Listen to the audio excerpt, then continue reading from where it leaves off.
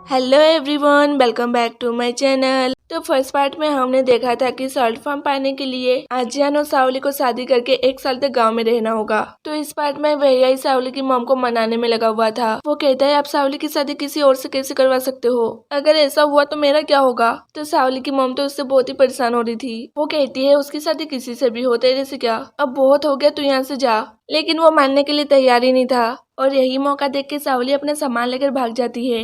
अगले सीन में आजियान भी वापस जाने के लिए बस में चढ़ता है तो वो देखता है कि उसकी साइड वाली सीट पे सावली बैठी हुई है। तो सावली उसको देखकर हैरान होकर कहती है तुम मुझे फॉलो कर रहे हो, मैं तुमसे कोई शादी वादी नहीं करने वाली। आजियान भी लाइक एक्सक्यूज मी, ये मेरी सीट है, और वो बैठ जाता है और अपने नाक की बैंडेज को निकाल देता है। तो सावली उसके नाक को टच करके कहती है वाह, ये इतनी जल्दी सही हो गया। और वो दोनों सही से तो एक साथ बैठ नहीं सकते, तो यहाँ पर भी वो दोनों लड़ने लग जाते हैं। तो आजियान थक हार के सो जाता है। तो सावली उसको देखकर याद करती है कि एक बार फ्रेंडशिप डे के दिन उसने आजियान के लिए चॉकलेट खरीदा था। तो वो देखती है आजियान ने भी कुछ फूल तोड़ा है, तो उसको लगता है कि ये फूल वो उसे देगा, लेकिन वो कहता है कि मैं ये अपने फ्रेंड हियान को दूंगा।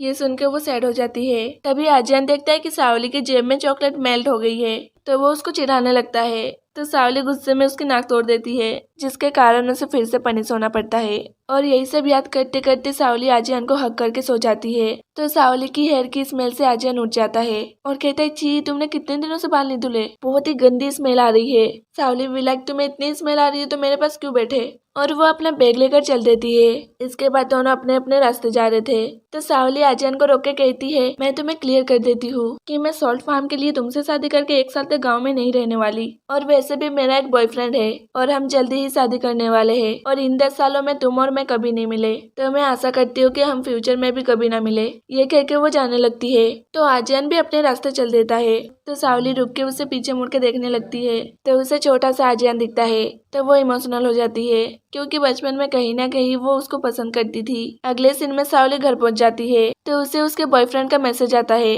कि एक मीटिंग के वजह से उसे हांगकांग जाना पड़ा और वो 1 हफ्ते बाद आके उसे एक गुड न्यूज देगा। तो वो कहती है गुड न्यूज क्या हो सकता है, क्या वो मुझे प्रपोज करने वाला है।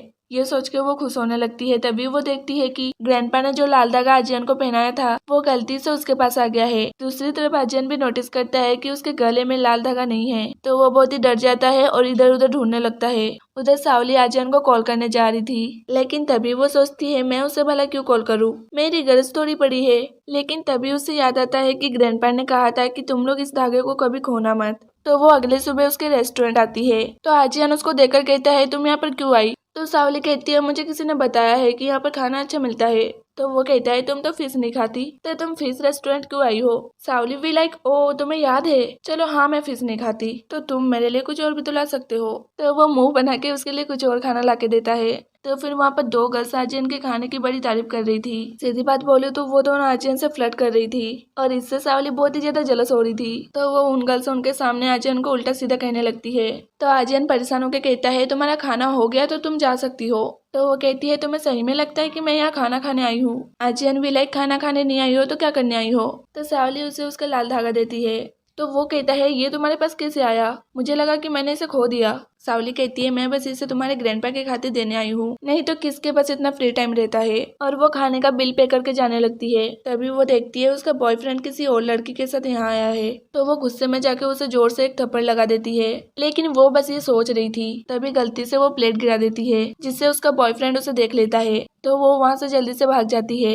तो आजियान को शक होता है कि कुछ तो गड़बड़ है, तो वो अपने कस्टमर को छोड़ के उसे बाहर देखने आता है, लेकिन वो जा चुकी थी। सावली कुछ दूरी पे आके खूब ज्यादा रोती है क्योंकि उसके डैड ने भी उसकी मॉम के साथ ऐसा ही किया था। अगले दिन में सावली घर पहुंचती है तो वो देखती है कि उसका बॉयफ्रेंड अपना सारा सामान पैक कर रहा है। वो सावली से कहता है कि मैं बिजनेस ट्रिप के लिए फ्रांस जा रहा हूँ और रेस्टोरेंट में तुमने मुझे हाई क्यों नहीं कहा, वो लड़की मेरी क्लासमेट थी, तो तुम कुछ गलत मत समझना क्योंकि तुम मेरी गर्लफ्रेंड हो ना कि वो। और वो उसके हाथ में रिंग थमा के चला जाता है।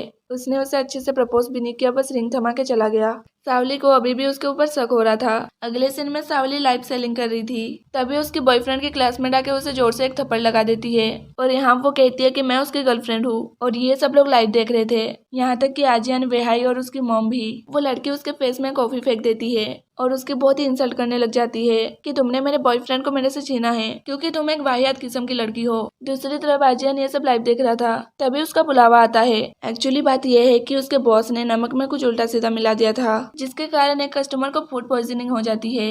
दूसरी तरफ सावली खूब रोती है और वो सीधे घर आती है तो वो देखती है कि उसके बॉयफ्रेंड ने उसका सारा सामान बाहर निकाल दिया है। तो अब वो बेघर हो गई है, उसको समझ में नहीं आ रहा था कि अब वो कहाँ जाए। तो वो आजियान से मदद मांगने के लिए रेस्टोरेंट आती है। तो वो देखती है आजियान का बॉस उसे खूब चिल्ला रहा है और जबरदस्ती अपनी गलती की माफी उससे मंगवा रहा है। तभी आजियान की नजर सावली पे जाती है। तो वो दोनों एक दूसरे को ही देखे जा रहे थे। अगले सीन में आजियान सावली को अपने घर लाता है तो सावली नहाते नहाते खूब रोती है ताकि सावर की आवाज में आजियान को पता न चले। अगले सुबह सावली देखती है कि उसको बहुत ही सारे मैसेजेस आए हैं कि तुमने जो सॉल्ट की सेलिंग की थी वो बहुत ही ज्यादा खराब है, उससे लोगों को फूड पॉइजनिंग हो रही है। तो वो जल्दी से कंपनी पहुंचती है। वहाँ वो देखती है कि सबको कॉल पे कॉल आ रहे हैं और उसका बॉस भी उसे बहुत ही चिल्लाता है। वो कहता है तुमने सॉल्ट के बारे में सर्च किए बिना उसकी सेलिंग कैसे कर दी, तुम्हें अभी लाइव जाके सबसे माफी मांगना होगा।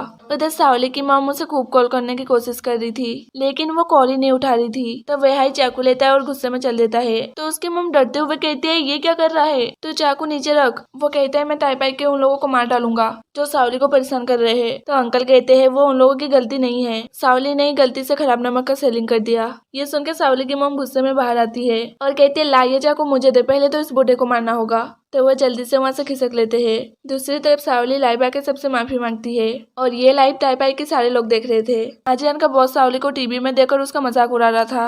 वो कहता है इसकी वजह से कल हमारे कस्टमर को फूड पॉइजनिंग हो गई थी। तो आजियान गुस्से में उनको एक पंच मार देता है और ये नौकरी छोड़ के चला जाता है। दूसरी तरफ सावली की इज्जत थोड़ी कम हो गई थी, सब लोग उसे पहले जैसा पसंद नहीं कर रहे थे और यही मौका देखकर उसका बॉस उससे फ्लर्ट करने लगता है। तो वो भी अपने बॉस को एक जोर से पंच मार देती है और आजियान की तरफ वो भी अपनी नौकरी छोड़ देती है और सीधे वो गाँव जाने के लिए बस स्टॉप आती है। तो वो देखती है आजियान भी गाँव जाने के लिए बस स्टॉप आया है और फ्रेंडशिप पार्ट यहीं पर खत्म हो जाता है। तो आगे क्या होगा, उनकी शादी होगी कि नहीं, ये तो हमें पार्ट 3 में ही पता चलेगा। तब तक के लिए bye bye and take care.